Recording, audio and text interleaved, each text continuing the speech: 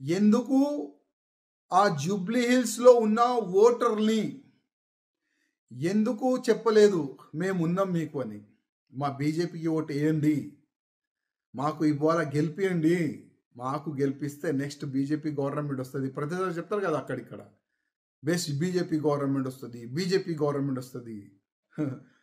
నాకైతే ఇంకా 50 సంవత్సరాలు అయితే కనబడతాయి బీజేపీ గవర్నమెంట్ వస్తుందని. ఈ విధంగా వెళ్తే ముందు ఈ ముండితనంతో ముందుకెళ్తే బీజేపీ గవర్నమెంట్ ఇంకా 50 సంవత్సరాలు కూడా కష్టమే, చాలా కష్టం.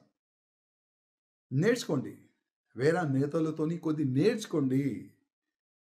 ఏ విధంగా గెలవాలి, ఏ విధంగా ఓటర్ని మన వైపు మళ్ళాలే నేర్చుకోండి.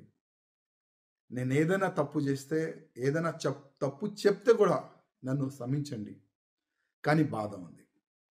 కిషన్ రెడ్డి అన్న గారు, నా ఒక నివేదిక, రాజా సింగ్ మీ పైన కామెంట్ చేస్తుండు అని అనుకోవద్దు ప్లీజ్ ప్లీజ్.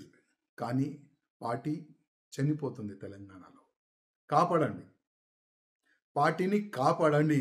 ఇదే నా ఒక్క నివేదిక మా కిషన్ రెడ్డి గారితోని, మా బండి సంజయ్ గారితోని, మా లక్ష్మణ్ గారితోని.